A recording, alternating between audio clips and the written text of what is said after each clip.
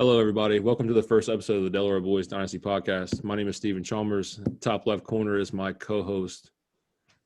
Ryan Odell. In our friend circles, we do call him Deli, just for everybody to know. Doesn't care. I don't care how you want to introduce him, but that is Deli to me. In the bottom of the screen, I have a good friend of mine coming on the podcast today. But first, I'm going to tell you a little bit about us. My name is Stephen Chalmers, like I said, 27 years old, currently reside in Georgetown, Delaware. Been playing fantasy football for about 14, 15 years now. All the way back to the 1 QB, standard settings, no PPR, just standard stuff. I remember one of my first overall fantasy picks was LaDainian Tomlinson. That's how far we're going back. Now, currently been playing Dynasty football for about 5 years now. In a lot of different leagues, tight end premiums. Every league is super flex, PPR, best ball, things like that. So I feel like I have a lot of knowledge to give to the fantasy community, and I appreciate you guys listening. Ryan, take it from here. What's going on, guys? I'm Ryan Odell. Just turned 27, March 22nd. Getting a little older. I've been playing fantasy football in general since I was like 14 years old. Started with like family leagues and then got really competitive once I got involved in like work leagues when I got my first job. Ever since then, just found any way I can to get better at it. It's kind of become like a small obsession for mine. Just started up in Dynasty 2 years ago, so a little late on the Dynasty train. But I think that like helps me in the long term because I want to say Dynasty started out as 1 QB. And as time went on, QB2 league started to take over. That's when I jumped in, and it's been that way since. So I didn't have to worry about that like transition. I'm here to preach to the people, make people better.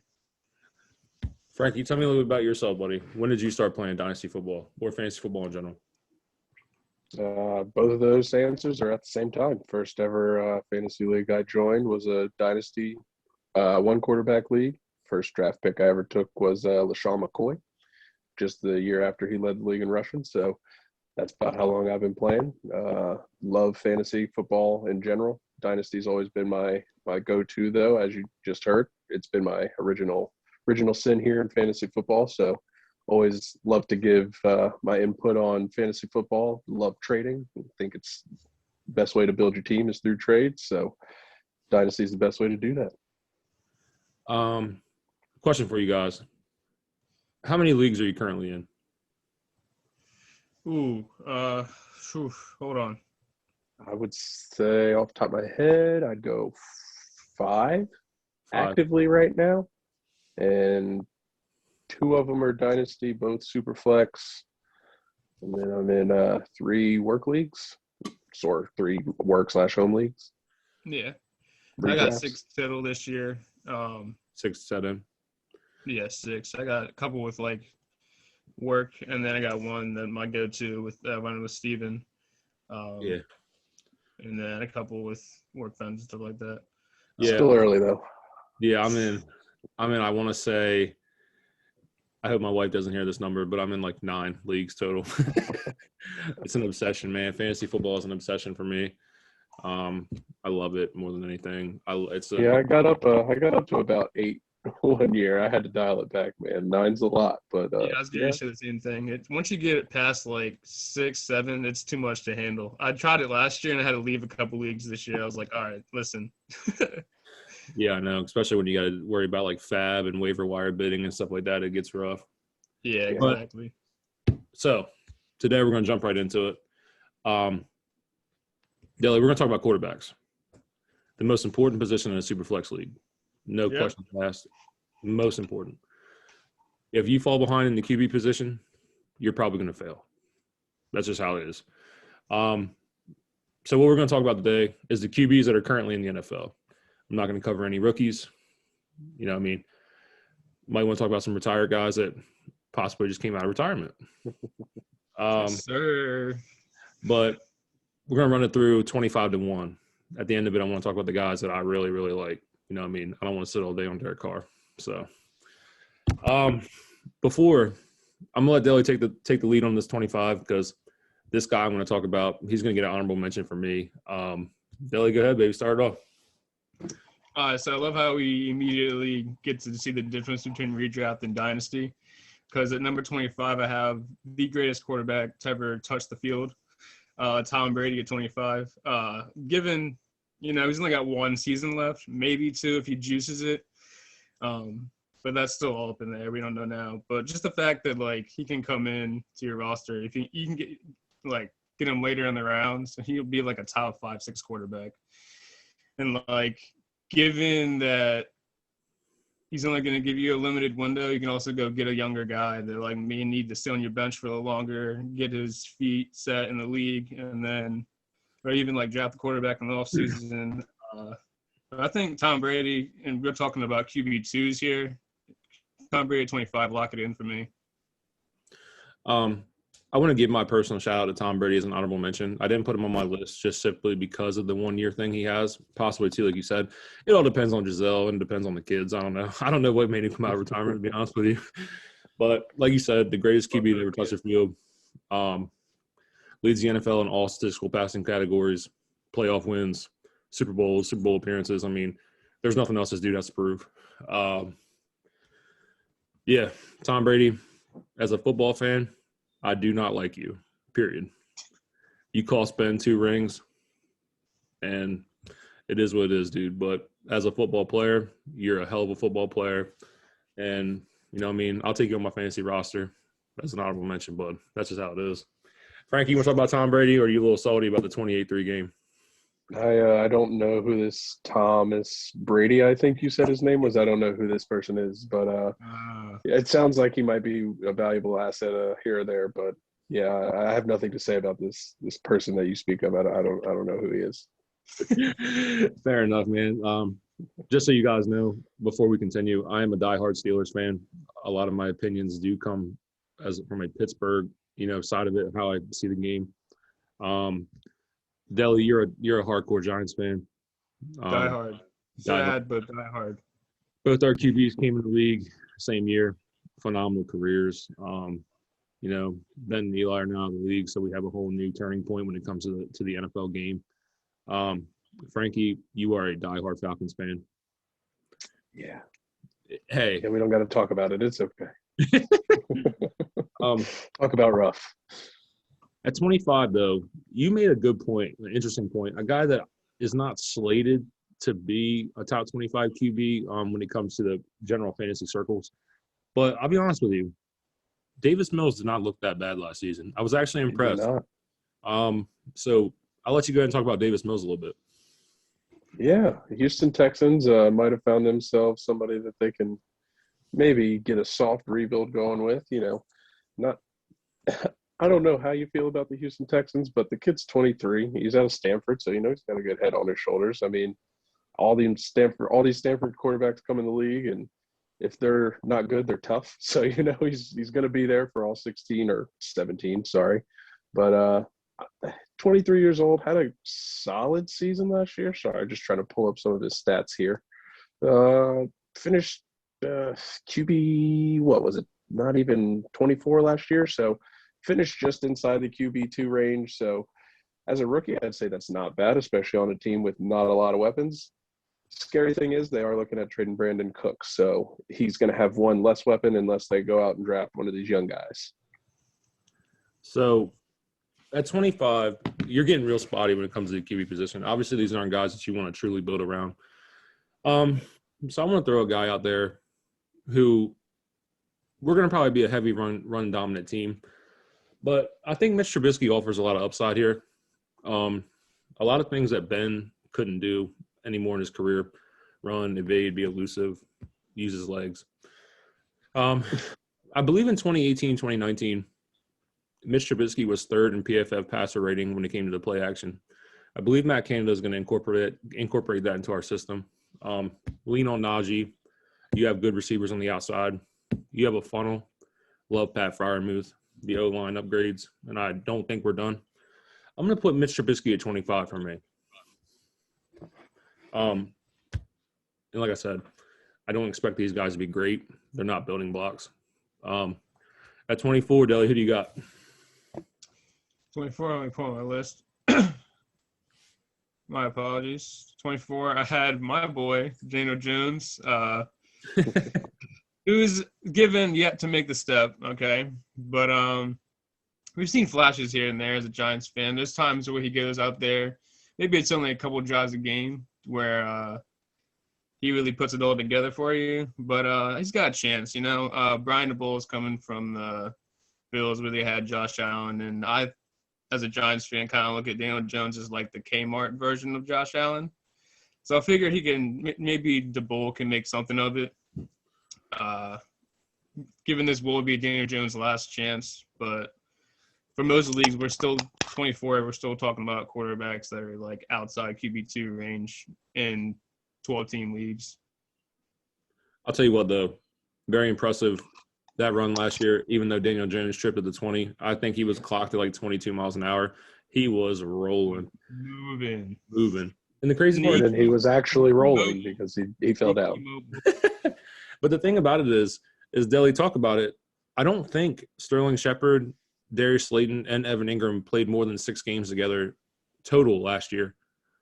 No. Our offense hasn't been put together for the last 2 seasons. Obviously, you missed on the Eric Flowers pick. Missed on a lot of picks. All right, we don't have to talk about it. No, I'm saying you wanted last year. You told me you wanted Jedrick Wills over Thomas, which is fair. I think you guys are going to look either Ekonwu or Evan Neal out of Alabama. Another addition to the piece. But Daniel Jones is one of the heaviest pressured QBs in the league. Do you think that has anything to do with it, like the lack of success? Yeah, of course. And it sucks that we're like trying to make the effort to protect him, and we're failing every chance we try. So even them trying to help him, it really isn't doing anything. Like we went and got what's his name, Solder from the Patriots, and ever since he came to us, we saw him big. Ever since he came to us, he's been like average at best. Thomas hasn't been anything that great. Like I said, we passed on Wills, who's I think already clearly better. But if we get protection over time, but at the same time, if Daniel Jones doesn't prove it, I think next year they have a chance to just get rid of him. Also, when we did this the first time when we first recorded, I did have Baker Mayfield because he had a starting job. So I had to change that drastically. Sorry, Baker. At 24, I have Carson Wentz, a guy I firmly believe in. 2017 MVP caliber season. Unfortunately, got hurt in the Rams game. Hasn't been the same since. But Philly really didn't do a whole lot to give him success. I know you guys can talk about it. They lose a game last year to Jacksonville. Poor game overall by the Colts. But if you notice, Carson Wentz didn't turn the ball over. 27-7. Some stupid turnovers towards the beginning of the season in that Tennessee game. But overall, a good protector of the football, a good game manager, and with a little bit of upside. I like him with McLaurin. If Curtis Samuel's healthy, I like that dynamic aspect to it as well. Got a decent O-line in Washington with a decent running back. Give me Carson Wentz at 24. I'm obviously not going to see 2017 MVP ever again, but I'll take what he has as I have him as on a couple of my rosters as my third QB, and I don't mind spot starting him when need be. Frankie, who you got at 24? So at 24, I got a guy who probably, I don't know if you guys are going to have on your list or not, or any higher than this, but Mr. Jameis Winston down there in New Orleans. That's a great pick. Yeah, I think he's been in that offense now for 2 years. Granted, it's new head coach, new all that, but he's been in the system somewhere he's comfortable now. Don't know if Michael Thomas is going to be back, so the weapons there are still a little spotty. But Alvin Kamara, if all his legal trouble, decides to take care of itself, then he's got, one of the more reliable weapons in the entire NFL behind him. So that's always going to be clutch. The turnovers are something that are always a little concerning, but he had 14 touchdowns to 3 interceptions last year. So the guy who historically pretty solid fantasy numbers when he's able to get in the game. Again, the turnovers can cost you some weeks, but the touchdowns are always there. The yards are always there.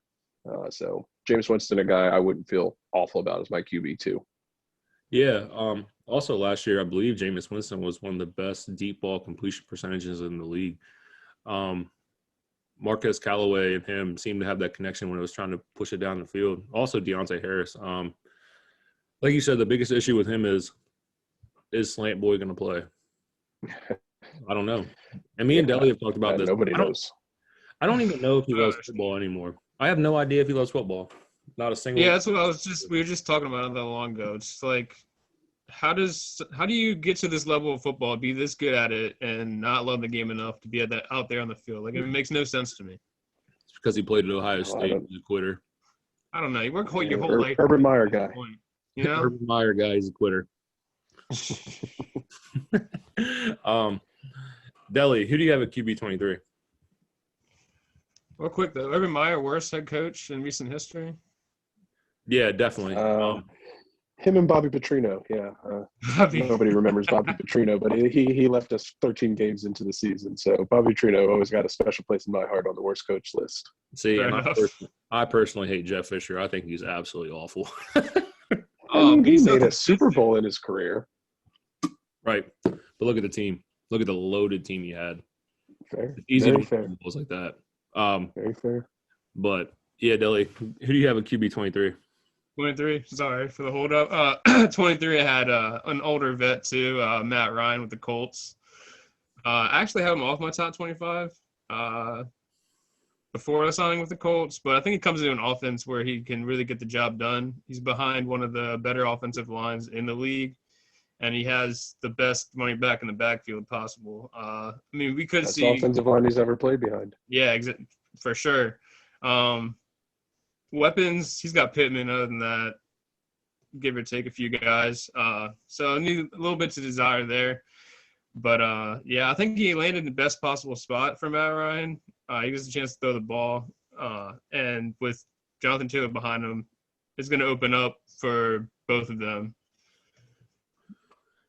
Absolutely, yeah. And I think, like you said, not a lot of weapons on the outside, but when you're throwing against loaded boxes because everybody's loading up to stop JT, you don't have to have the best weapons. You just got to have one of them get open. So exactly. I think Matt Ryan's in for one of the better seasons he's had since 2016. Obviously, he won't ever approach that level again, but I think he's definitely due for, maybe a little bit of a rejuvenation down there. It's probably a good spot for him. I have him about 22, 23 range as well. Yeah. I had Jameis at 23 myself, Frankie. And we already covered Jameis, but for the same reasons. I'm willing to buy in. Only 28 years old. Like I said, showed me significant strides when it came to not turning the ball over last season. I don't know if that was a product of Sean Payton and the way they called the game. Obviously, like you said, Sean Payton's not there no more. But I can see Jameis Winston taking that stride. I'm not going to say he's ever going to be a top 15 QB, but at 23, I feel comfortable rostering Jameis Winston. And did you have Matt Ryan at 23, I'm assuming? Yeah, 22, but I had Wentz at 23, so we've talked about both of them. Did you? Okay. Yeah. And at 22, at 22, Matt Ryan came in for me. Like you said, the best O-line he's ever played with. Obviously not the best weapons, but this is the best run game he's ever had. Don't disrespect the burner. Come on now. Come on, man. Don't disrespect the burner. Come on, man. Like I said, he's not Jonathan Taylor, but I mean, he put up some numbers now. He did. I mean, he bounced with Michael. Like I was talking to Deli about this the other day. I mean, from Steven Jackson to Michael Turner to Devontae Freeman, Tevin Coleman, he's had solid running back doors. But when we talk running backs in our next podcast, are we doing wide receivers though, right? Yeah. In a couple podcasts, we're going to talk about Jonathan Taylor, and to me, he's the real deal, the absolute real deal. Deli has a 1,500 touch rule that when he's rating his running backs, he gets scared about that. But Jonathan Taylor's not been hurt, and I don't see Jonathan Taylor's career being a 5-year career. I see Taylor being that longevity 7, 8, 9-year guy where he's dominant. So I'm going to say this is the best run game he's ever had. Obviously not the best wide receivers he's ever played with, but like you said, game manager, stack boxes. You're only going to have to get somebody open. I'm all in on Matt Ryan. And like you said, never will touch 2016 ever again, but he's going to be solid. At 21, Deli, I'm assuming you have. Skip. Hold on. Let me go through. We got me and Frankie got to do 22, right? Well, he had Matt Ryan. 22 was my Matt Ryan. Yeah. Oh, okay. 22. Struggle with this one. Almost left them off the list entirely, but I kept them in there. Ryan Tannehill survives for now. You still got A.J. Brown, one of the better receivers in the league. Now, you come back and A.J. Brown gets moved, might be having a different conversation here. Plus, you got Derrick Henry to open up the pass game for him. Just the same reason we were talking about with Matt Ryan and Taylor. But yeah, Tannehill guy I'm not too high on, but I think he's a serviceable quarterback.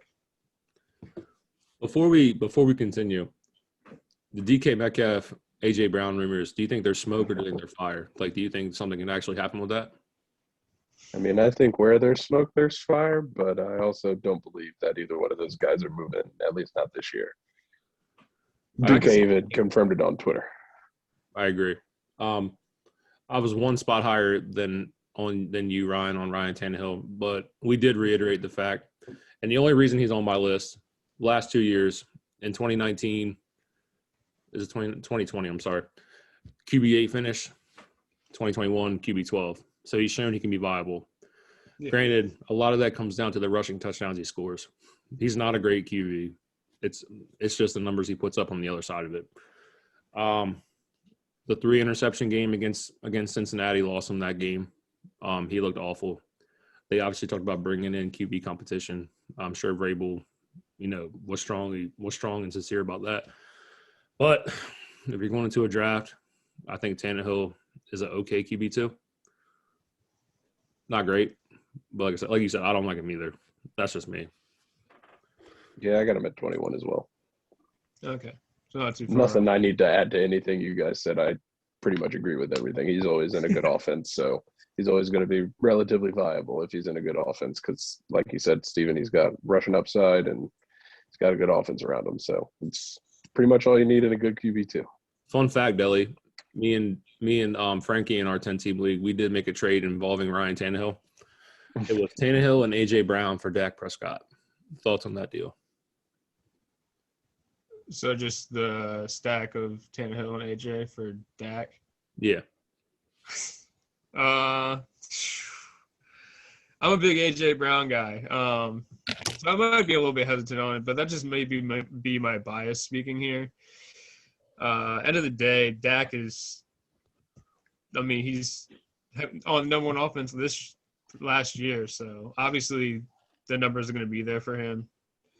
I don't like Tannehill as a QB2. I mean, even though we had to put him in our rankings, just a way to just stack things up. But if he was QB2 in my roster, was that your guys' situation, I'm assuming? At that time, I believe Tannehill was Frankie's QB1, but he did address that situation within a couple other trades. Okay. Then, yes. Never mind. I take it back. Yeah, get Dak. That's fine.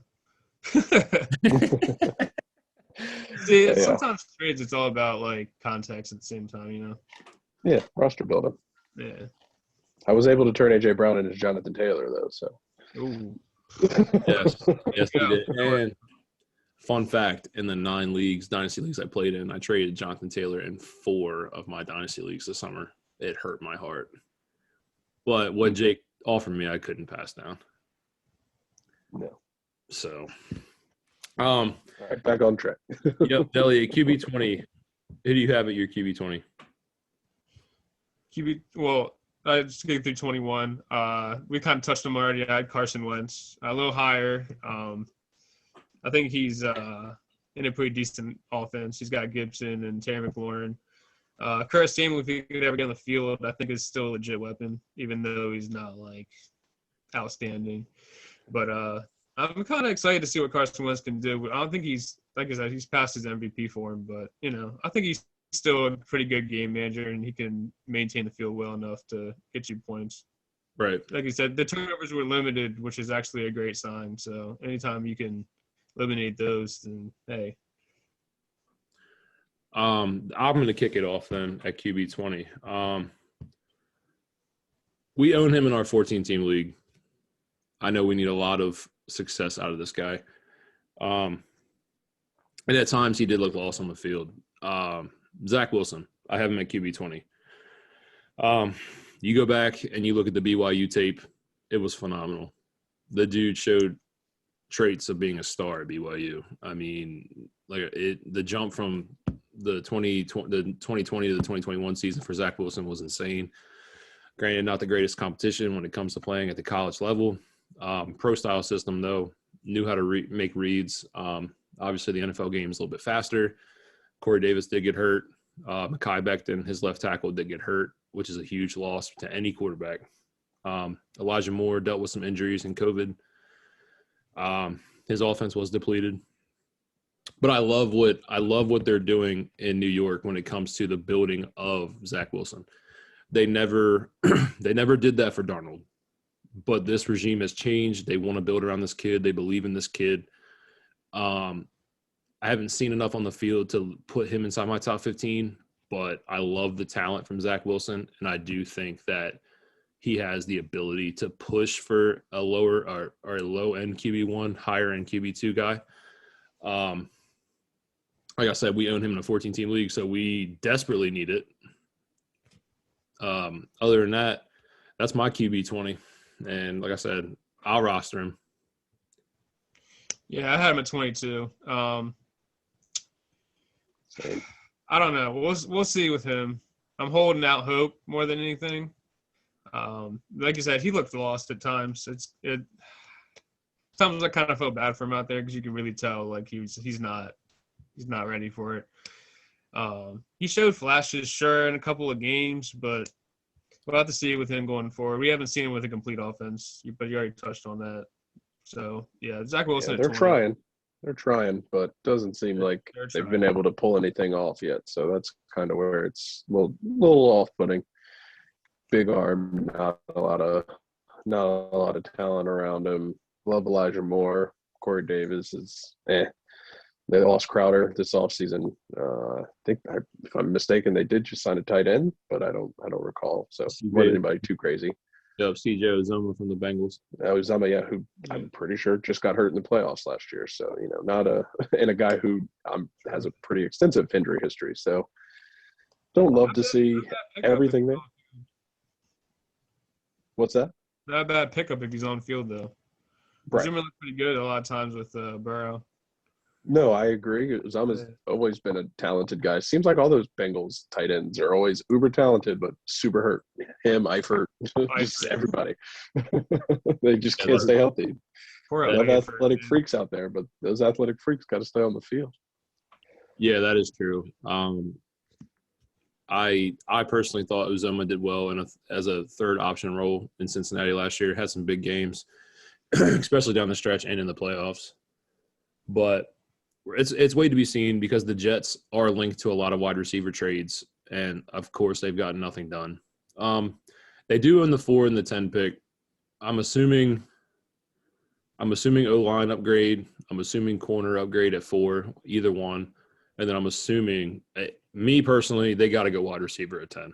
That's just me. At QB 19, Dilly, we had an extensive talk about this guy today. All the off-season moves. There's no reason for this dude to not be successful. If it's not the year, if it's not him, it's not him. I have Tua. You get Teron Armstead. You get Connor Williams. You get a pass-catching running back in Chase Edmonds. I don't really care about Raheem Mostert, but you get Raheem Mostert. Then you trade and sign for the highest paid wide receiver ever, which is Tyreek Hill, to then play alongside Jalen Waddle. And Gesicki signed his tender. There's no reason for this dude to fail. If he fails, like I said, he's done. It's over. Bye. But he's so intriguing to me because it seems like the Dolphins never wanted to push the ball down the field. They always wanted to play it safe. Year 1, you can blame it on Tua's hip. Year 2, COVID, and then he did get hurt in the Bills game. Not a whole lot of time to really put together that full season, that full workload. But like I said, there's no reason for this dude to fail now. So I'm gonna have Tua at 19. But I say this, roster with a lot of caution. I'm doubling up to 19. We're pretty close here. All the same reasons, man. This is the Dolphins saying, all right, this is your shot. We're giving you everything you need. Prove it that you deserve to be here. And look, there's no excuses anymore. He's got any needs. They improved the offensive line. And there's a draft coming up. And I get that they signed Raheem Mostert. They signed Chase Edmonds. None of that matters. There's a running back in Breece Hall in this draft that's coming out is very special.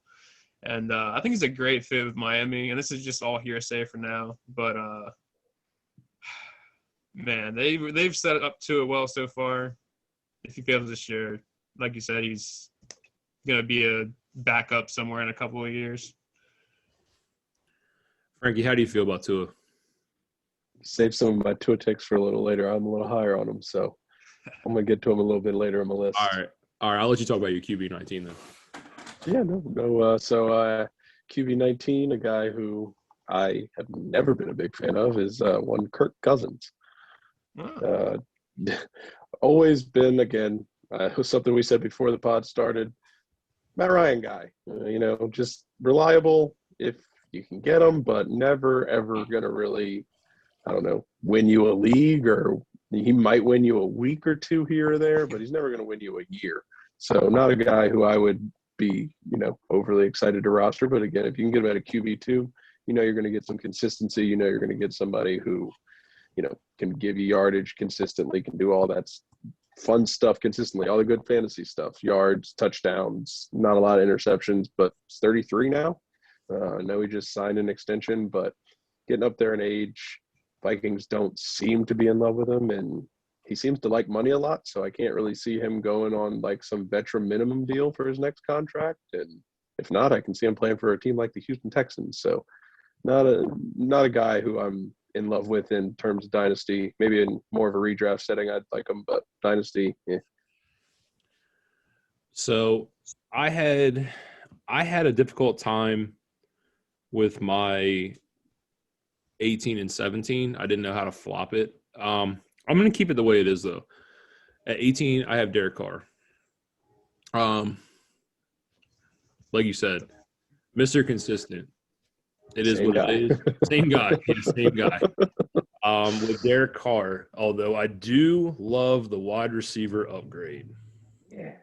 Devontae Adams. You go get Devontae, yes. Fresno State, play together at Fresno State. Look special there. Broke some records. Yes, they did. Oh, yeah. The Packers broke Derek Carr's heart. They keep Devontae and Aaron Rodgers are one of the best QB wide receiver combos to ever step on the field. Input this guy into an offense that's already solid. You have one of the best downfield, when it comes to stretching the field, tight ends, and Darren Waller. He's a special talent, even though he's going up in age now too. We've seen what Travis Kelce can do, and he's 3 years older than Waller. So I don't see Waller's game falling off anytime soon. I love the addition. I love not a lot of mileage either. No. I mean, the drug issues, they were what they were. He had a lot of off-the-field issues early. Yep.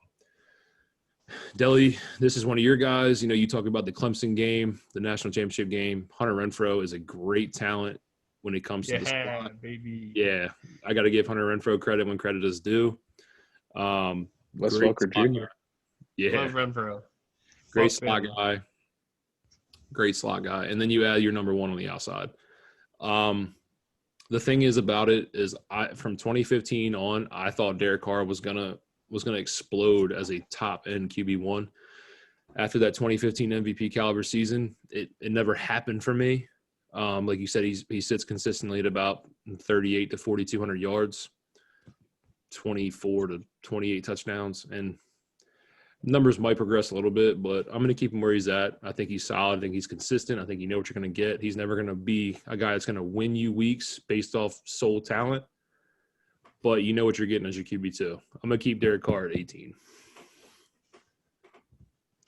Yeah, just an extension. I have him at 18 too. Seem to have like the same list going here, which is kind of bothering me, but nonetheless, Have him at 18 as well. Derek Carr, he's so consistent. He really I say consistent, but he always falls within like the 10 to 15 range. But how does he not make that step with Devontae Adams? I don't think he's had anywhere near. I mean, he has Waller, right, at tight position. He's a great receiver, but I'm talking about on the outside. He's never had a receiver like Devontae Adams in his career. I could be mistaken, but No, you're not. Amari Cooper's the closest to a number one he's ever had. And yeah, Amari. Yeah. take that for what you want. Yeah. So I'm excited to see. We'll see what happens. Derek Carr played a lot better when he had Amari Cooper, and now he's got Adams, who's, I think, one of the best route runners, one of the best footwork receivers in the league. I love watching him play. So excited to see him there in Las Vegas. You are, but Tanner is not. No. We have a buddy that is a huge Packers fan, Frankie, and he was a little upset when Devontae decided to chase it out and go to Las Vegas. Understandable. I have a friend who's a huge Vegas fan, and he was ecstatic. Yeah. Deli, I'm assuming that me and you have the same guy at 17 as well. Want to say at the same time? Captain Kirk. Kirk, Yes, baby. sir. Let's Captain go. See, I just put Carr over Kirk because of Adams. Literally, that's it. Like, I like Adams more than Jefferson. So my big thing was with Kirk. If you look at it, a lot of the things that break down and cause the Vikings to lose is not on Kirk Cousins. It's not. I mean, you're playing with a bottom three defense. The Vikings are obviously the same as they were since the 2016, 2017, 2018 Vikings. It's fallen off. Granted, terrible defenses lead to a lot of passing volume. But Kirk comes in consistent for me, man. 70% completion percentage last year. Last 7 of the last 8 seasons, 4,200 yards or more. 20, I want to say in that same stretch, I want to say 25 touchdowns in 6 of those 8 seasons. A guy to me, like I said, just another consistent one. And I love the connection with him and Justin Jefferson. Deli owns Justin Jefferson in a couple of leagues, and I can't get my hands on him anywhere. You're not going to. Just like in AJ's league, I probably won't trade Chase. But I need a redraft. I need somebody to start up a new league for me so I can get my hands on him. Yeah. Want some Jefferson stock somewhere. And we talk about it for how good that Carr and Adams can be because they were that good in college. Justin Jefferson and Kirk Cousins are that good together. Already are. Yeah, that's pretty back-to-back seasons. Yes. Yeah. And I take the run game that they offer there, with Dalvin Cook when he's on the field. Huge, huge, huge boost over what the Raiders offer with Josh Jacobs. You get Irv Smith back, who I thought – How many more years you think you're getting it out of him, though? He's 33. Out of Kirk? Yeah. Derek Carr's 30. Derek Carr's 30. Kirk Cousins is 33. I'm not surprised if you see – I'm going to say Kirk Cousins for what I'm offering, 42, 26, things like that. I'm going to say he has 4 more years left of that kind of football. And at this point, I think there are weeks that I remember Kirk Cousins putting up 35 plus. Jared owns him in our league, in AJ's league. Smitty owns him in our league, Ryan. And he was QB 11 this year. Yeah. Yeah, like I said, he's very solid. And he doesn't offer rushing upside. None of them do. Neither of them do. I'm going to say – Just not a guy I see aging gracefully is all. And that's fair. And I will say this, that like his weapons are a question mark. Like I said, Irv Smith's coming off a brutal injury. ACL tears are never easy for skill position guys. Adam Thielen seems to be on his last leg. But I'm going to take the pairing of Kirk and Jefferson over Carr and Devontae. That's where I'm at with it. Fair. They're one spot away from me, so it's splitting hairs. It's not too far off, yeah. Fair enough. So you have Carr ahead of Kirk Cousins, which is fair.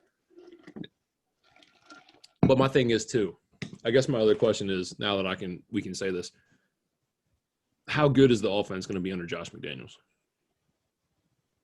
I can see it taking a pretty big step. I mean, he was able to get really solid production for the skill set out of Tim Tebow. So, I mean, if you can squeeze you can squeeze blood out of that stone. I mean, I don't really know what you're going to do with Devontae Adams and Derek Carr, but yeah, I think McDaniels is a huge upgrade over John Gruden, who hadn't been a coach in 10 years before he got a hold of Derek Carr. So give me that McDaniels upgrade 100 times out of 100, and I think Derek Carr is going to take a big step again. That's why I got him over Cousins. Fair enough. And like I said, we are splitting hairs here, 17-18 to me.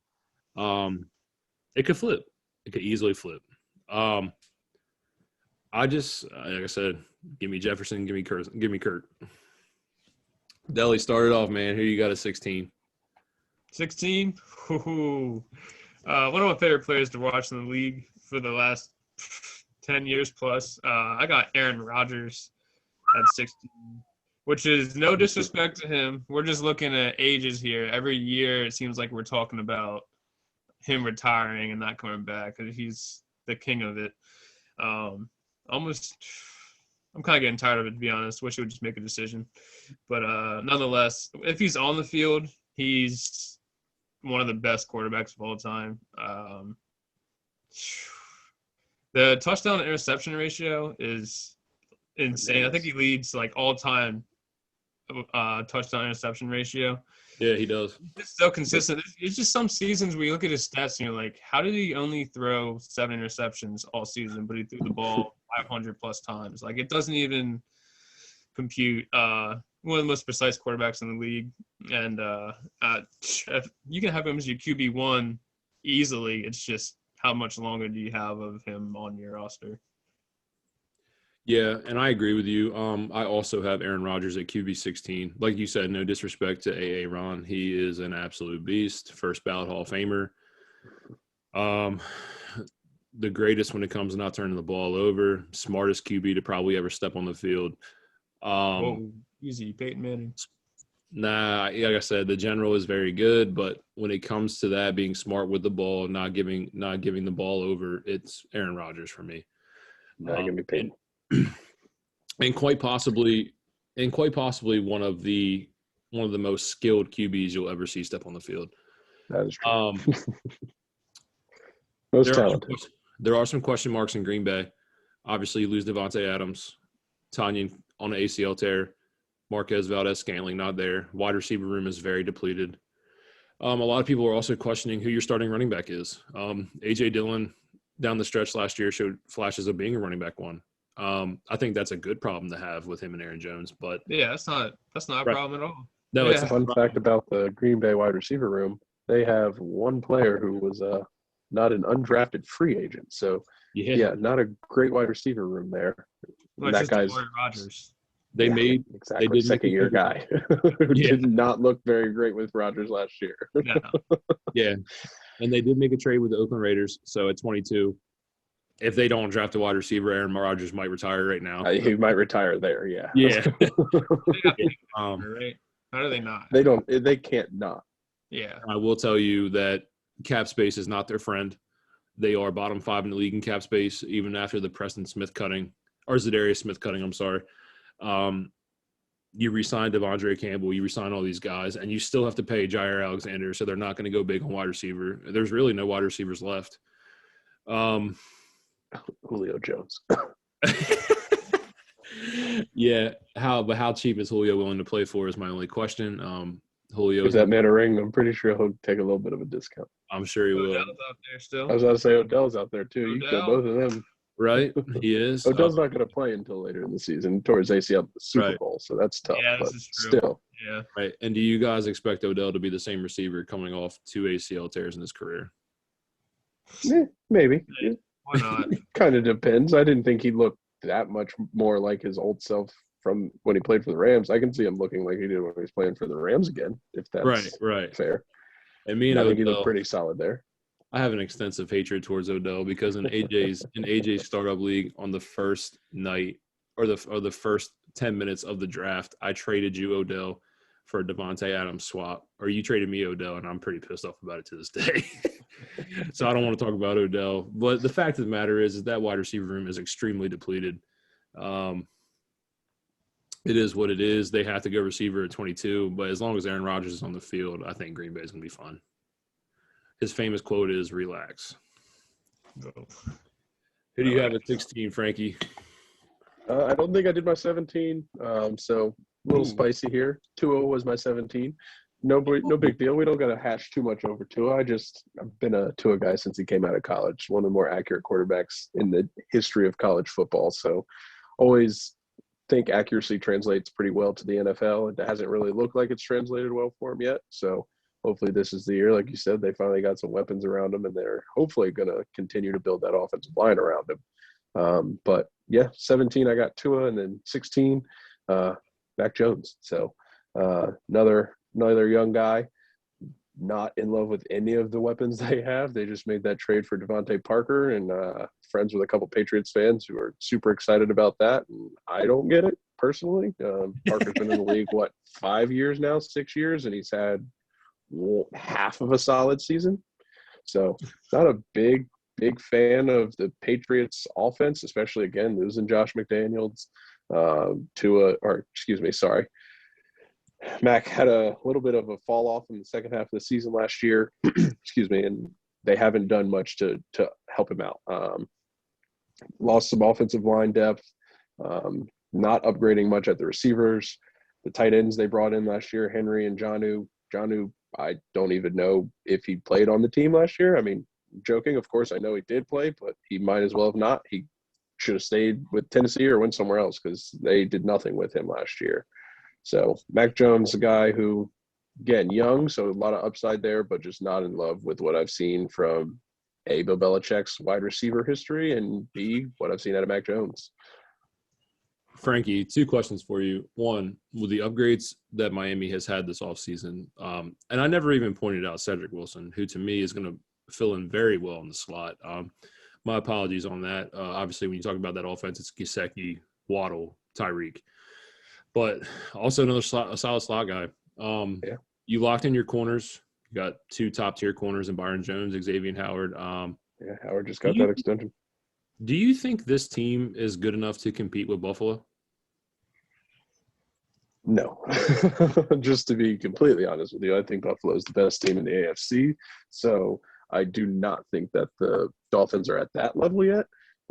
But I think, if Buffalo decides they want to mess around and slip up like they did in the middle of last season, I think Miami can hang around and make the race a little tight, a little interesting, just like New England did last year. But I don't foresee them hanging with Buffalo at the top of the AFC there. So over under, if you had to put a bet on it, Miami 9 games win. Give me the over. Over on 9? Okay. Oh yeah, over on 9 for sure. That's easy over for me. Give me at least 10 wins for them. Okay. Out of 17, yeah, I can see that. Fair enough.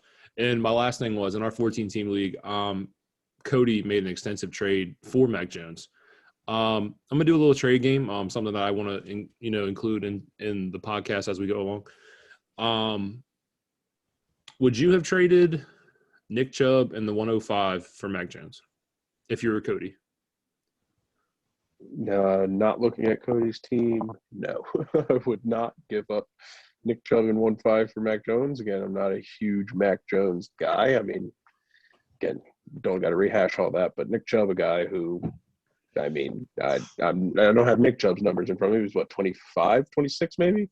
So in the prime of running back careers, just getting on an offense now with Deshaun Watson, who, as we all know, is a huge rushing threat, and we haven't really seen him with a good run game yet. So, I mean, I know people are fading him because, now you got Watson back there getting some rushing, Kareem Hunt's still there.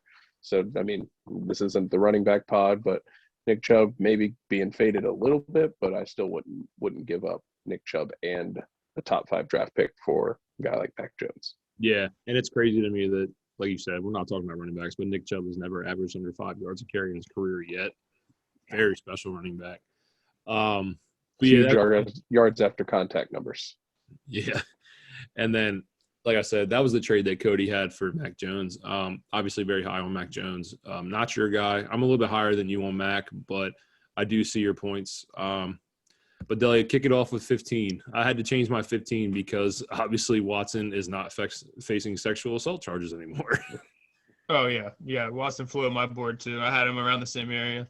But for my 15, I might be a little lower than most people, but I have Justin Fields at 15. Um, he just didn't really show anything. A couple of games, he did pretty good. Let me pull up his numbers so I can be exact here, but I'm pretty sure, without looking at stats, I think he had 2 games over 250 yards all year. And I get that he's like a rushing upside guy, so I hold out on that. Maybe he can try to put things together this year. But before I put him anywhere near the top 10, 12 area, he's got to show that he can throw consistently over 250. I mean, that's a pretty standard mark for quarterbacks now. You would hope you can get a little bit more out of your quarterback than that. He doesn't have any real weapons around him. He's got Darnell Mooney. He had Robinson last year. Didn't really do much with him. He saw career lows with Robinson. Fields is a guy you have to keep on a hire for the Dynasty because he is so young. He has a chance to develop. But as of right now, I kind of see him as a risk. Actually, just traded for Fields just to flop him in within 15 minutes because I don't want him on my rosters. I don't trust him. But just the sheer fact that he's got the upside of the rushing side. I mean, we see this transformation in the leagues where most quarterbacks need rushing upside in today's game. So we'll see with Justin Fields going forward. But as of right now, 15 seems fair for me. Yeah. At 15, I sounded like it was crazy because I only got Mac Jones one spot ahead of you, Frankie. But I got Mac Jones at 15. We're not going to cover a whole lot of Mac Jones, obviously, because we just extensively talked about Mac Jones. But I'm all in on the upside of Mac Jones. The only thing about it is, man, the Patriots just can't seem to get the wide receivers when it comes to the draft right. Ever. I don't get it, man. I was all in on N'Keal Harry. I love N'Keal Harry at Arizona State. Granted, he always had the issue of creating separation. Reminded me of a Nakeem Nicks type receiver, big body, elite catch radius, but it never translated to the league. You look at their receivers, Kendrick Bourne, Jacoby Myers, Devontae Parker, Nelson Aguilar. Like you said, Jameis Smith, he played, but did he play? But yeah, give me the upside. I think the kid was very talented at Bama. Obviously, when you're playing around guys like that with that kind of talent level, and I mean, yeah, you're gonna flash. But be good. yeah, but I'm gonna take that chance on Mac Jones and to him transcending into being, like I said, I don't know if he'll ever hit mid to low QB1, but as a QB2, give me that upside. I'll roster him at 15.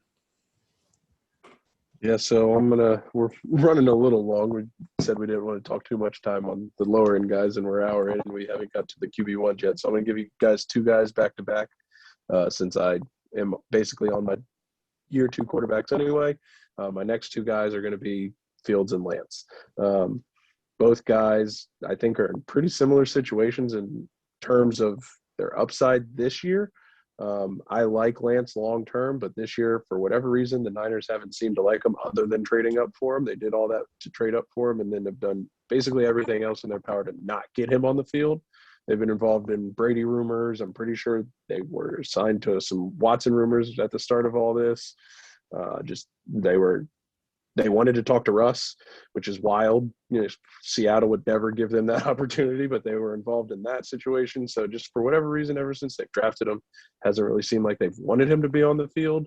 And Fields, another guy who I like his long-term upside, but who in the hell does he have to throw to on the Bears this year? Oh, my God, that might be the worst wide receiver core in the NFL. Darnell Mooney, baby. Yeah, I know his name, but Jesus, he's Darnell Mooney, man. Yeah, I mean, I'm not expecting him to light the world on fire here. It's between the Falcons and the Bears for probably the worst wide receiver room in the league. Packers, undrafted free agents, but those 3 teams, I mean, that's picking from the bottom of the barrel in terms of people to throw the ball to.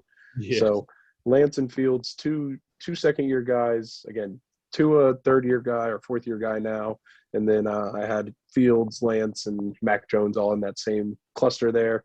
Just a bunch of second-year guys who either offer long-term upside with bad upside for this year, or a guy in Mac Jones who I think might get to his 5th-year option and then find out he's a backup quarterback. So those are my guys all the way up to, what was that, 14. 14. Yeah. Deli, go ahead. And who do you have at 14? For the sake of time, I'll just kind of move past my 14, but I had Mac Jones 14, just a couple spots ahead. Okay. Like just touched on him real quick. I like the upside, and he's got Bill Belichick to help guide him along the way. So honestly, like you said, he could end up being a backup after 5 years, but you still get 4 more seasons out of him with Bill. So Yeah. At 14, I had Fields as well. Like you said, we're not going to sit here and cover it because we've been talking about these guys for a little bit now. Only obviously major concern is the wide receiver room and the O-line. They are awful. And I feel bad for David Montgomery. I'm going to leave it at that. yeah. But at 13, I'm going to bring you in with a guy who might be the greatest QB I've ever seen come out of college outside of Andrew Luck. Trevor Lawrence. I love Sunshine. I think he's like I said, one of the most talented QBs we've ever seen. Obviously didn't translate to the field this year. Rookies always struggle. It's hard to come in as a rookie and play like Justin Herbert. That's very hard to do, and continuously keep that play from that point on. I can see Lawrence taking that upside. He needs to. I mean, dude, they got Christian Kirk. Like, that dude's a beast. Jesus. Okay, buddy. But no, in all seriousness, like, and we're talking about wide receivers. Yes, their wide receiver core is a little bit better than the 3 teams we just mentioned, but to me, this developmental part of Lawrence's career is all going to be about him. He's going to have to work with what he's got. Running back coming off an Achilles tear is always rough. ETN, Liz Frank, to me, is one of the worst injuries a running back can have. Not many bounce back to an extreme level from that point. Personally, Le'Veon did.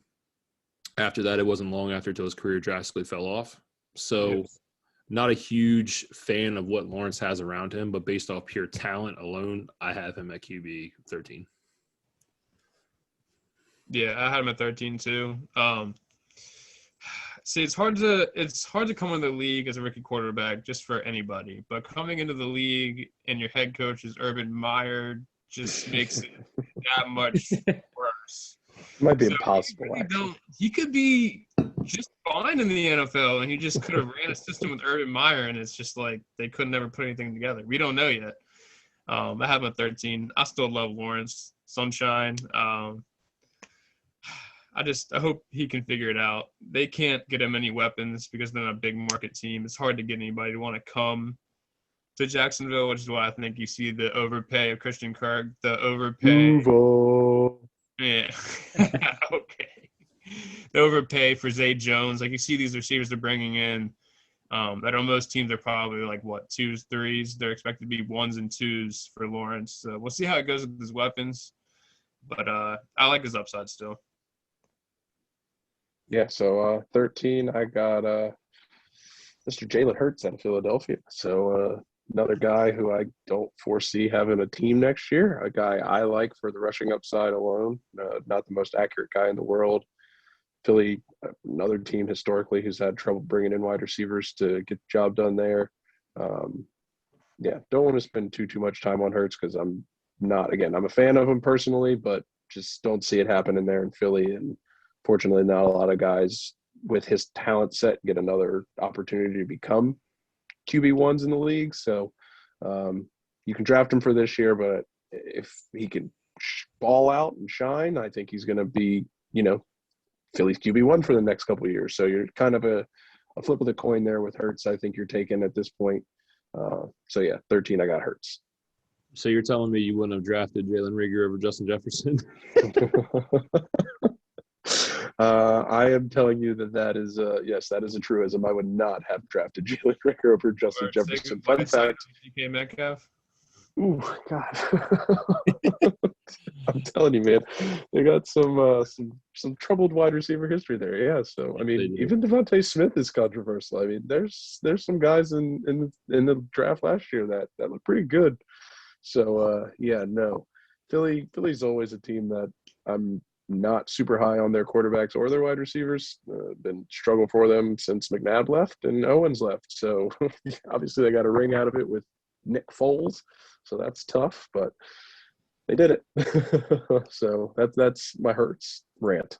Yeah, and like you said, I'm not gonna cover Hurts a whole lot, but I have him at QB 12. The thing about you, we didn't mention the O line they have. They do have a great O line, a great foundation when it comes to it. Although it seems like Jason Kelce contemplates retirement every season, but he comes back to play. He loves it. I love the O line there. As long as they stay together, him, Lane Johnson, and we can keep going down the list. I'm a Penn State fan. I'm a fan of Miles Sanders. Give him the fucking ball, please. Give him the ball. Nick Sirianni, please give him the ball. I'm higher on Goddard than most. Big play threat. Love Goddard. And like you said, you're not sure on Devonta Smith, but when you watch him, man, he doesn't have trouble getting open against any corner in the league. Sometimes does he struggle against press coverage? Yes, because he is so small. But I think you can balance that out with another wide receiver. Just get the right wide receiver. And we talked about Hurts' rushing upside. Not many QBs have that rushing upside outside of some guys we're going to talk about in the top 10. I'm okay with rostering Hurts, and I love the upside there. Yeah, I understand that. And I got him at 13, so just outside my QB ones in the startup draft. So, but yeah, just not a guy who Philly seems to be in love with. Right. Yeah. Just to finish out coverage on Jalen Hurts, yeah, I'm at 12 too. They touched on everything. I'm not going to waste any more time on Hurts. I think we said enough.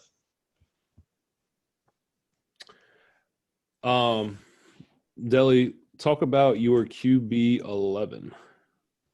All right, so this is so I would say this is where we're crossing the threshold where I feel 100% comfortable with all these guys being my QB 1. Yes. I totally agree with you. We got past Hurts. That's the last guy. Everybody from here, you got him as a QB 1. You're set. For number 11, I have Russell Wilson, who has been a model of consistency. Saw him miss a few games this year with the finger injury. Never really looked the same until the last couple games of the season. But those last 2 games were assuring coming into the next season. Too much to worry about. And he steps into an offense where he's got receiving weapons with Judy and Sutton, who I think will be just fine. And he's got elite running back again with Devonta Williams to open up some passes for him. And vice versa for Javonte. I think they're going to be a great tandem. And I think we're going to see Russ close back to prime form back in the day with Seattle. So I'm excited to see him, what he can do with Denver. See if he can bring these Super Bowls he's talking about. That might be a little dicey, but we'll see how it goes for him in Denver. Yeah. It was hard ranking these guys for me. 11 and 10 are interchangeable. I'm going to give the nod to Russ. I'm going to have him as my QB 10. This guy, I have Stafford at QB 11. And like I said, no disrespect to either one of them. The Rams, for some reason, they seem to get better. I mean, you just signed Bobby Wagner. We're talking about football standpoint, but concerning to me that you lose your left tackle. Obviously, Andrew Whitworth was 40 years old, but at 40 years old, still playing at an all-pro level. Like you lose Robert Woods, you're not sure if Odell's coming back. Cam Akers coming off an Achilles injury. A lot of question marks when it comes to that part of the offense, the health of the offense. You do bring in Allen Robinson, another great piece, Penn State alumni. We are. Cooper Kupp, best receiving season that I've personally ever seen. Granted, asterisk next to a 17-game season. The thing about it is to me, Stafford turns the ball over a little bit too much for my taste. Granted, high upside games, high passing games, high touchdown games. I think Russ is safer with the ball. And I do like Russ in this new Denver offense, especially with Javonte in the backfield. So give me Stafford 11 and Russ at 10. Yeah, so I'll go 12, 11, 10 here. I didn't get to 12, so I don't need time to talk about 12. I got Aaron Rodgers there. We talked a lot about him already, so Aaron Rodgers at 12.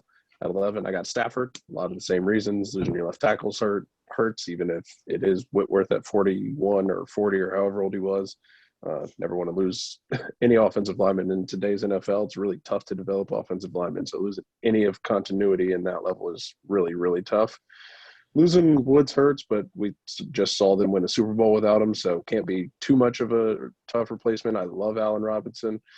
This will be the best quarterback he's ever played with by, I don't know, literally his entire life by a mile since high school. You can go back and look at some of the quarterbacks this guy has played with, and it's just wild that he's been able to be productive. So thank God Allen Robinson's finally going to get in a good offense with a good quarterback and a good coach.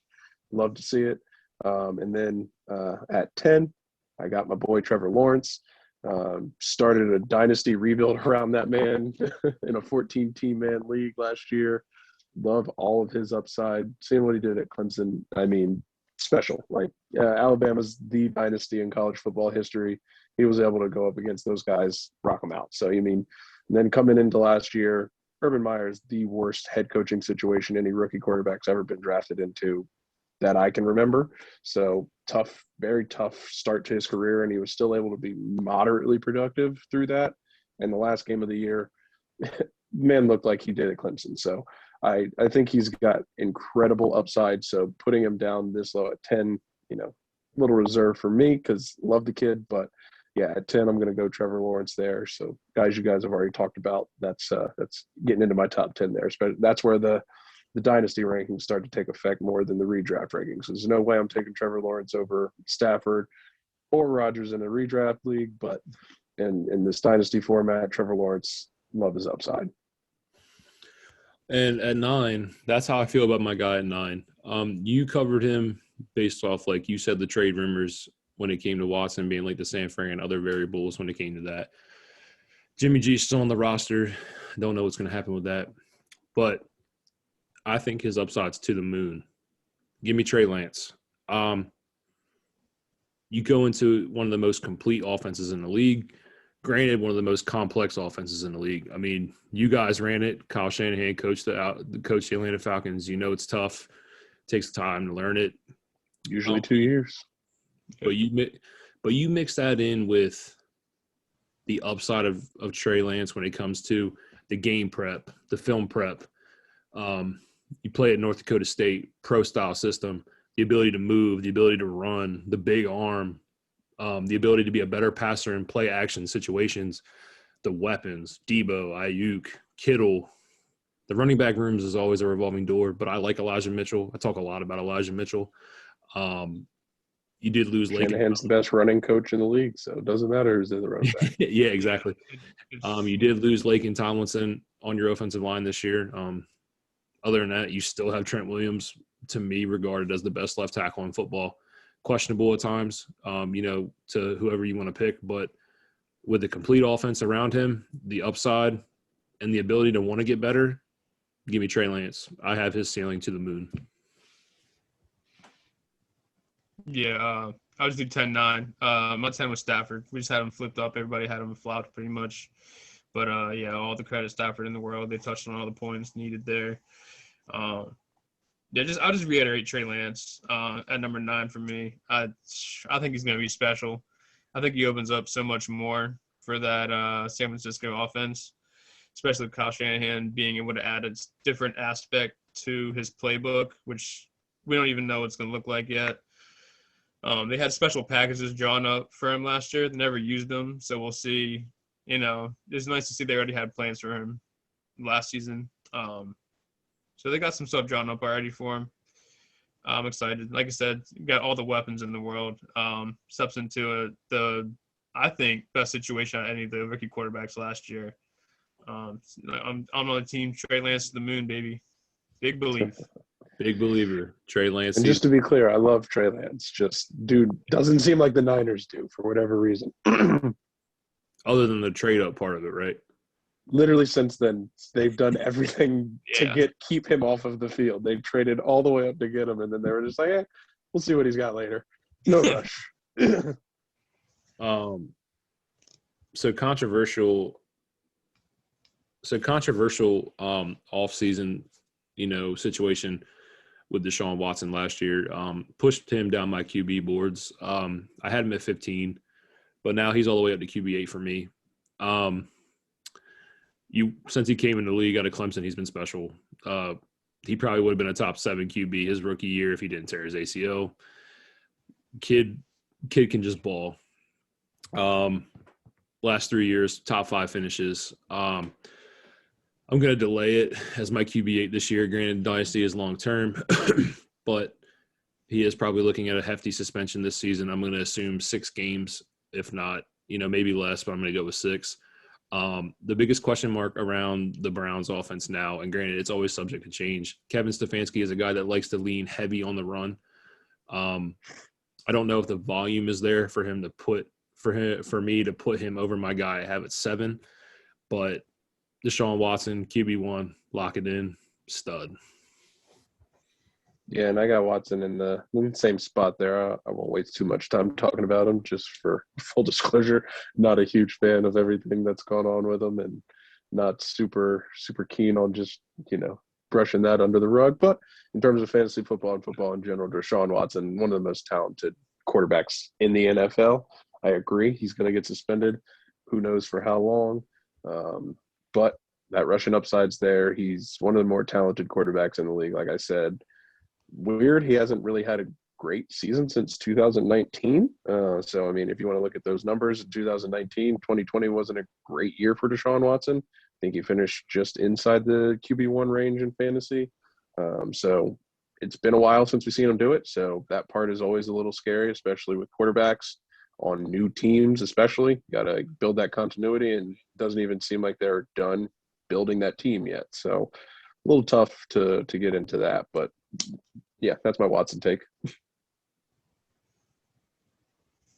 Third. So we'll just touch. I'll kick it out with Dak. I had Dak at 8, Watson 7. We first You of just all, broke Chalmers' heart, just to let you know. the whole allegations out of fantasy. Like, obviously, none of us like to hear any of this stuff coming out about Deshaun. It's not right. Like you said, it's not right to sweep it under the rug and just act like it didn't happen and kind of just disregard all these women. But yeah, man, he's real. And what's important to look at, he's playing on the Texans teams that were all very bad consistently throughout. He had Brandon Cooks and,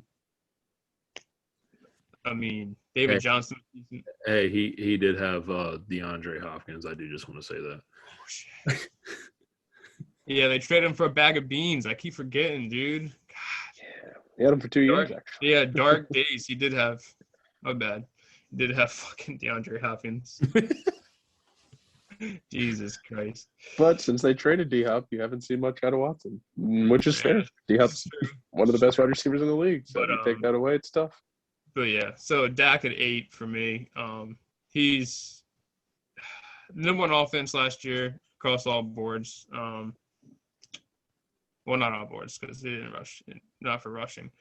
But nonetheless, he's got all the volume in the world. He's going to throw the ball 600 times if they let him in that offense. You got Zeke, who's aging in the backfield. Tony Pollard seems reliable, but he's just kind of like a sub-in back as of now. So I think we're going to see a lot of CeeDee Lamb, a lot of Dalton Schultz this year. They're going to keep the offense rolling with or without Amari Cooper. And, yeah, I'm ready to roll. But we'll see if Dak comes back healthy this year. He looked a little still hurt. Yeah. I still doesn't trust his ankle. Shoulder looked a little rough throughout the season. We'll see if he can come back to be fully healthy and look comfortable on the field again. Yeah. I have Dak at 7. The only reason I have him at 7, pure talent-wise as a pocket passer, as a QB, he could be inside anybody's top 5, top 6. Last year, 2 years ago in the Giants game, he fractured his ankle. Last year looked a little squeamish to run on that ankle. Looked a little hesitant. 3 straight years before last year of 6 touchdowns rushing or more. Those do count for a lot when you add that to to the touchdowns that he's throwing. He did just break Tony Romo's single season passing touchdown record. The volume's going to be there. Like you said, 600 passes. Some changes to his O-line as well that you didn't mention. So we're going to see how he deals with that. But losing Amari Cooper, it hurts. But Michael Gallup showed that he can be a capable wide receiver on the outside. 2 years ago, 1,100 yards, 75 catches, 9 touchdowns. I have him in a lot of dynasty leagues. I'm a big fan of Gallup. And now it allows him to get the ball in his hands to his best playmaker, CeeDee Lamb. He tended to not do that at times down the stretch. I don't know why. But at this point, there's no excuse. Give me Dak at 7. Yeah, so I skipped over my 8, I think, to talk about Watson, who was at 9. I'll touch on him real quick. Russ, love him in Denver. Think that is the best landing spot he could have actually hoped for. I really can't think of a better situation for him to have landed. Love the receiving room.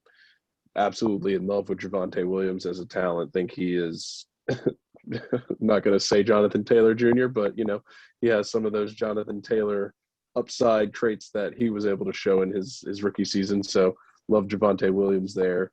But Russ, just absolutely ecstatic to see what he can do in Denver. A little colder there than it is in Seattle, so that's not always what you want to see with an aging quarterback is cold weather. But, hey, Peyton got a ring out of it. So I think if Noodle Arm Peyton Manning can get a ring out of Denver, maybe Russ can too.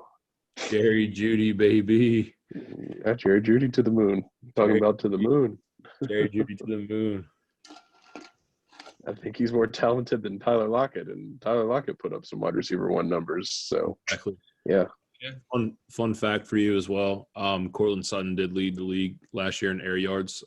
Obviously, I want to say it was 42% of his targets were off targets.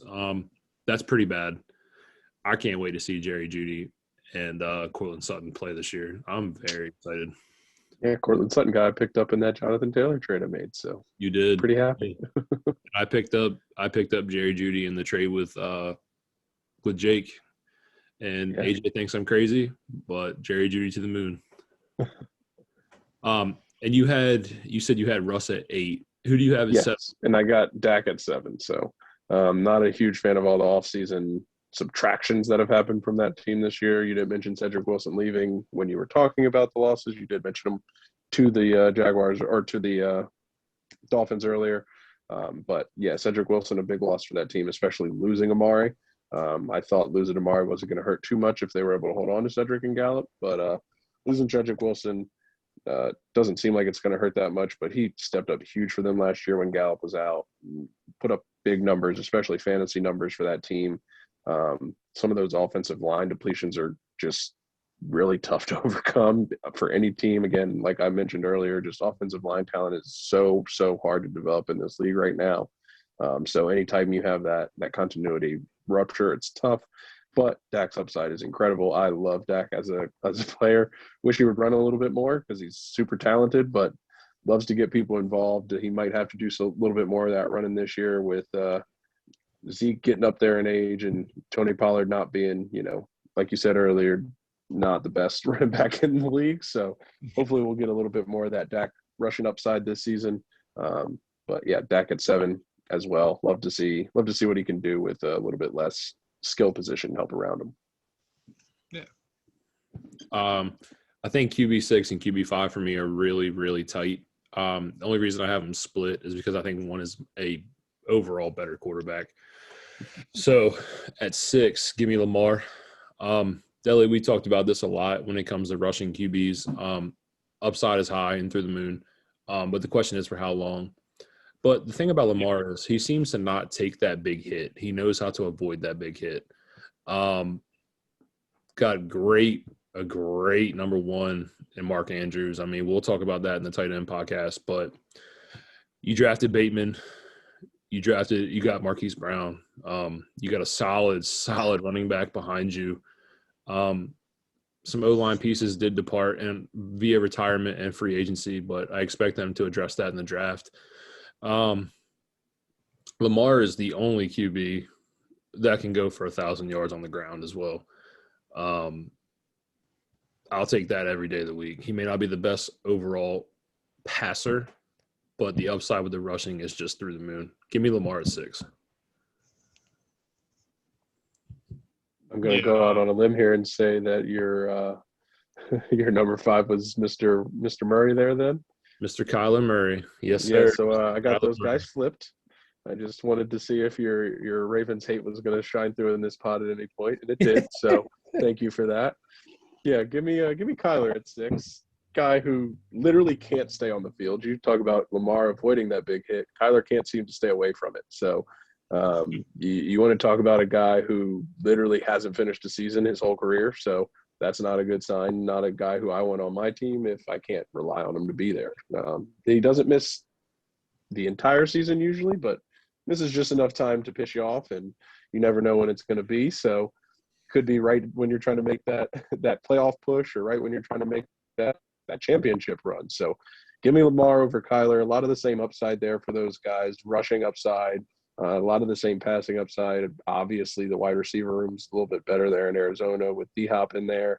But they did just lose Kirk, guy who a lot of us made jokes about that contract. But, I mean, he got that contract because he was obviously somebody thinks he's pretty good. So losing Kirk, not the worst thing in the world, but I think they were able to keep Ertz on. D-Hop's still there. So Kyler got a better wide receiver room, but again, can't stay on the field. So give me Lamar, who, like you mentioned, Chalmers, can avoid the big hit and can rush for 1,000 yards. I think Kyler's got that 1,000-yard rushing upside, but I think Lamar's got 1,200-yard rushing upside in a 17-game season. So Yeah. And I'm assuming I'm in the same boat as Chalmers. I also had Lamar 6, Kyler 5, so we're all close there. But really, between the two, you're splitting hairs. They're pretty close. But yeah, give like me I the said, MVP. I just want to touch on it real quick. The only reason I have Lamar under Kyler is, like Steven touched on, I'm big on like how long can these rushing quarterbacks really last in the league. We're going into Lamar's fourth, fifth season. Yeah. So Fifth. I'm just trying to wait to see where the downfall starts with these running quarterbacks. He'll be our first big example, but like you said, for the next 2-3 years, I don't see him going any like you said, 1,000 yards isn't unprecedented at all in any of those seasons. Yeah, and those are super fair concerns. The Ravens aren't even giving him an extension yet. So, I mean, right. Yeah. His And team's echoing those sentiments.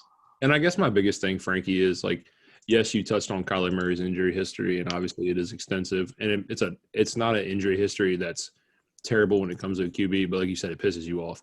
But I see when you watch Kyler age, and you're gonna I think he's gonna be one of those guys that gracefully age into like a Russell Wilson type QB.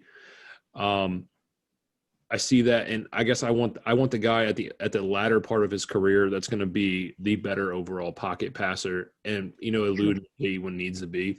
There's a lot of things about Lamar, like he misses wide open receivers because he doesn't know how to throw wide receivers open at times. He struggles with that timing, things like that. Greg Roman also doesn't give him a lot of passing upside. Yeah. So, I mean, when you're the number one rushing team in the league, it happens like that, and I understand it. But I want the guy with the more reliable arm. That's why I have him flopped. No Ravens hate here. No Ravens hate. No, you did a good job. I just wanted to try to call it out. That's all good. Now, it is hard as a Steelers fan to have to mention 2 QBs, 3 QBs in the same division. At number 4, I have the Tiger King. The kid is we can talk about him all day. The kid is a stud. Buckets. Special. The kid is a stud. Broadway Joe. The kid is a stud. But the biggest thing for me was keeping Joe Burrow upright. The most sacked QB in the league last year. The Bengals went out and seriously tried to do something there. Lyle Collins, Ali Marpet from the Bucks, the center, drawing a blank on where he played, the backup center. Help me out here if you guys know who I'm talking about. They added a center as well. Not gonna get help from me, man. Yeah, yeah. All right, Like Steve. I said, I'll have to go back and look at that. But talk about the weapons, man. You played with this kid at LSU. Jamar Chase is a game-changing wide receiver. Could go down, barring injury, as one of the greatest wide receivers we've had the privilege to watch. Alongside it, you have another wide receiver one on. Breaks a little bit. No, dude, this kid's talented, man. This kid is super talented. Yeah, we've heard it before. We have. Sounds like Odell talk. Hey, But no, all right. and then you look on the other side of it, and this kid could be a wide receiver one on, I want to say, 20 NFL teams. T. Higgins is no slouch himself. I mean, you're looking at a team that can boast 2,000-yard wide receivers consistently for the next 5 to 7 years. It's this team. Then you put Mixon in the backfield, and I think with the added O-line upgrades is going to make him dangerous. Other than Tyler Boyd, we haven't even covered Tyler Boyd, a kid out of Pittsburgh who I love. Tough, gritty, plays tough football. To me, when you're looking at it down the field, 1 second, guys. Down the field, or off the, they're the best offense in the league. Period. Like when it comes to building a overall dynasty aspect and a team they can build around for a long time. I have this team as the number one offense in the league.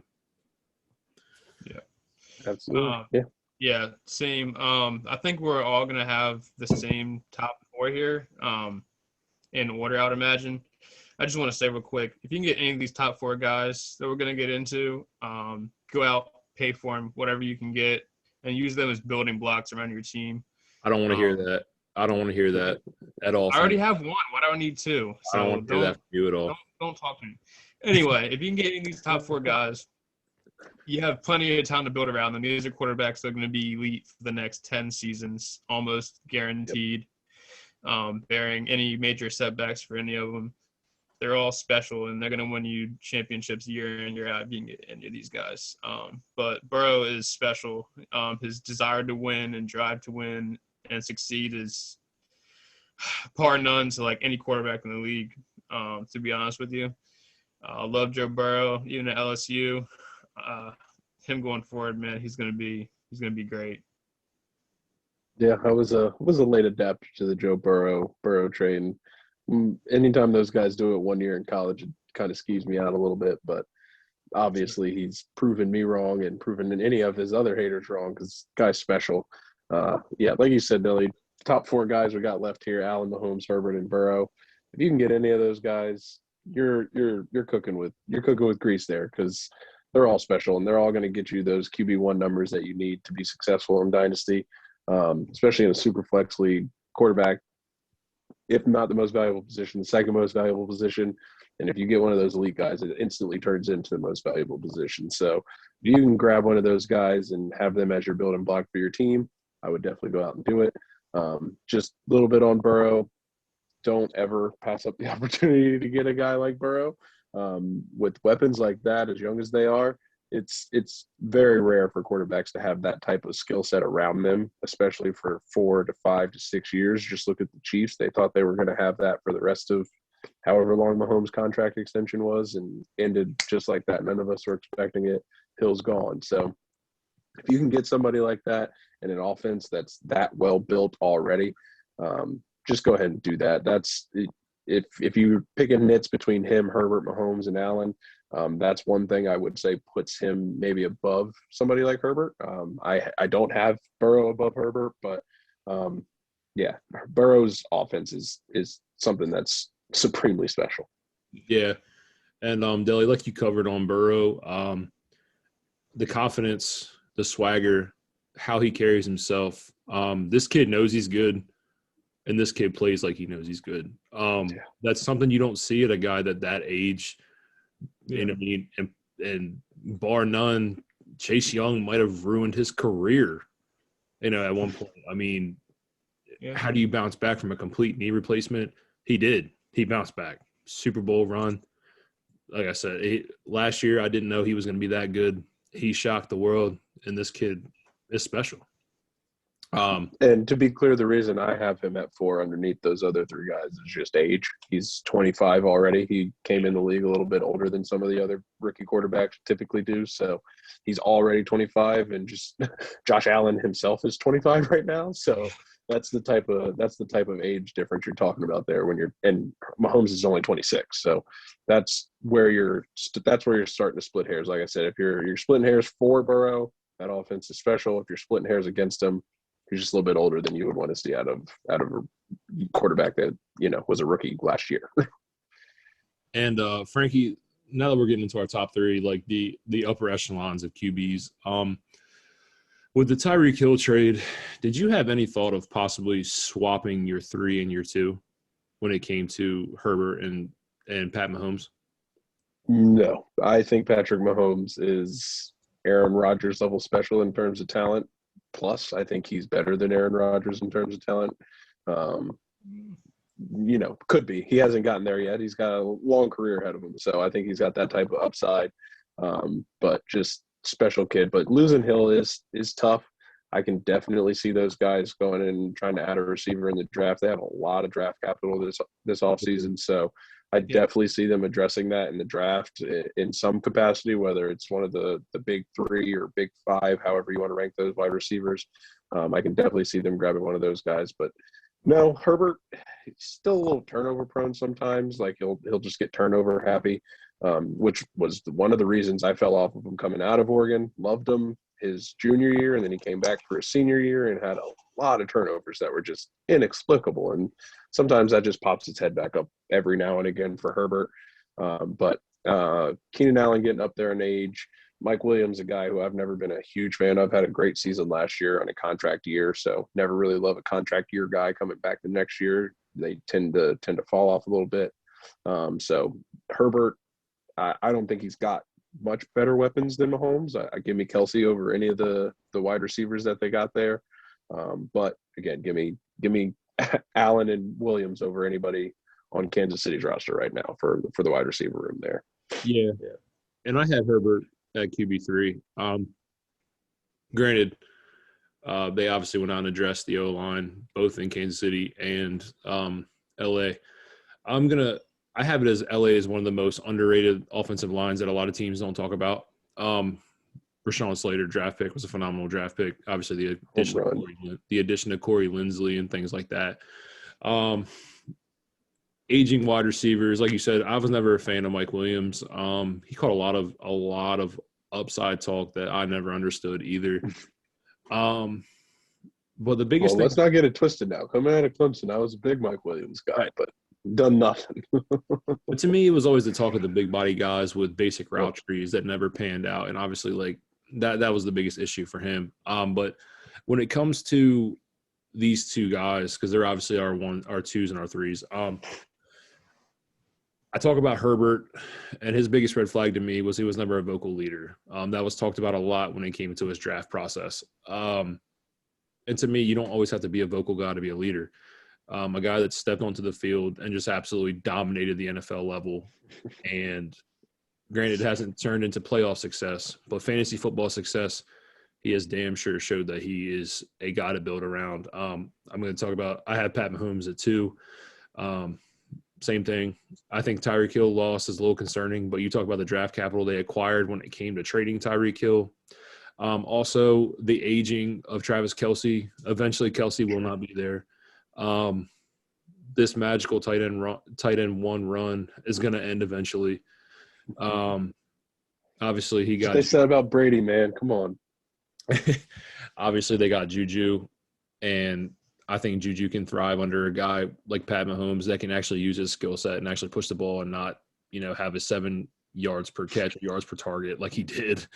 But other than that, I mean, I think you're splitting. I don't think you're really splitting hairs, but I think Herbert's a lot closer than Mahomes than a lot of people talk about. Yeah, I have the same order.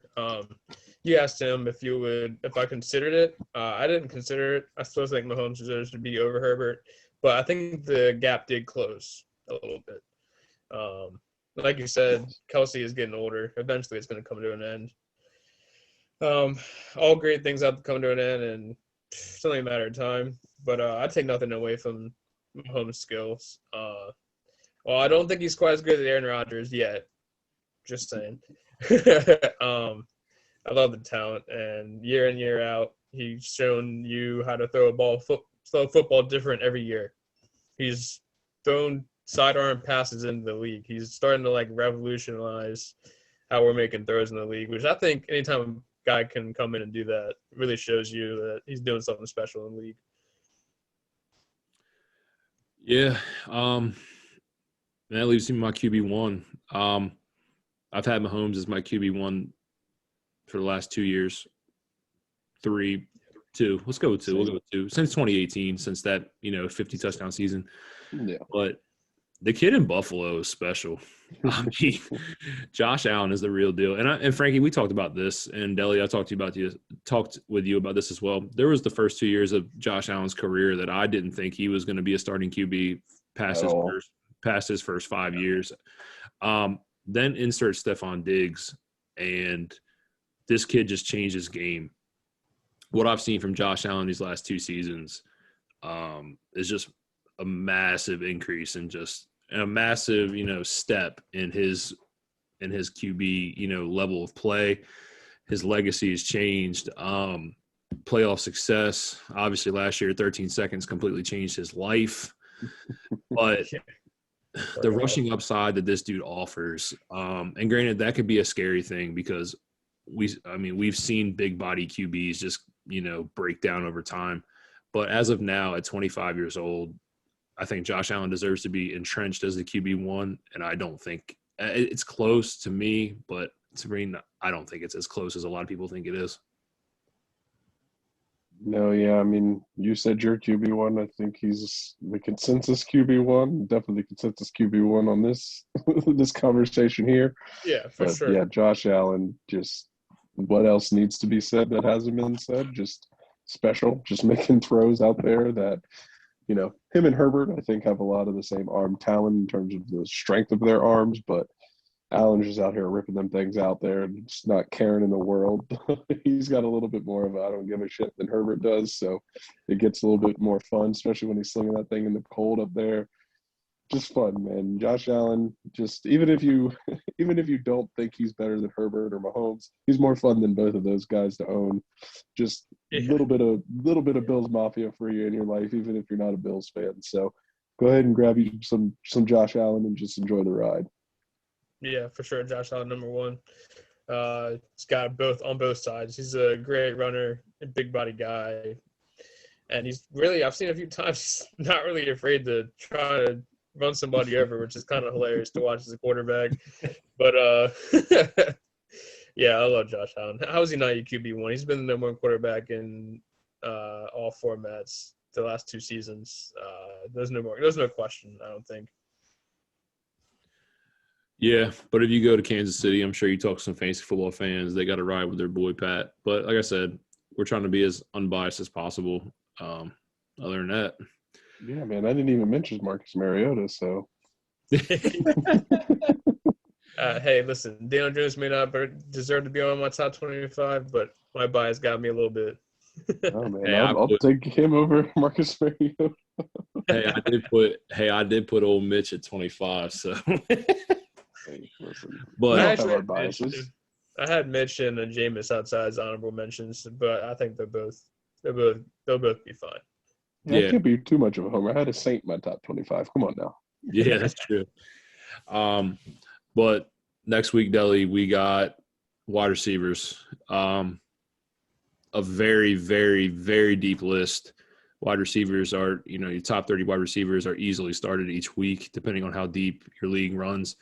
Yep. Most leagues right now in Dynasty is starting 3 wide receivers and 2 flexes. We're going to go down our top 40 wide receivers next week, Deli. It is a long list to get through. It's going to take some time. But these top-tier guys, we mentioned a couple of them, Tyreek Hill, Jalen Waddle, Justin Jefferson, CeeDee Lamb, Jamar Chase. I can't wait to talk about them. But other than that, guys, that's going to be it for our QBs. Anything else you want to add, Deli, Frankie? Yeah. Just So we're running a little long on this episode, longer than we expected to be. Just kind of work with us. We're just starting out this whole podcast thing.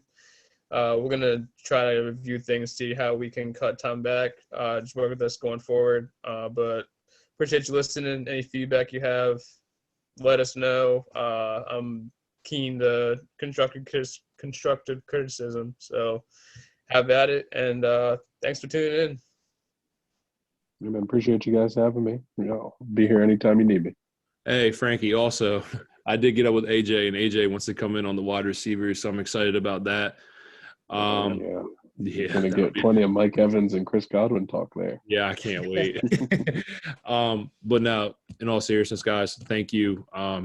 Me and Deli, we've wanted to do this for a long time. It's come down to the passion, the love for fantasy football, especially Dynasty football. We've talked about it. Out of my friends group, he's one of the most passionate. He's one of the most passionate when it comes to this industry and this love.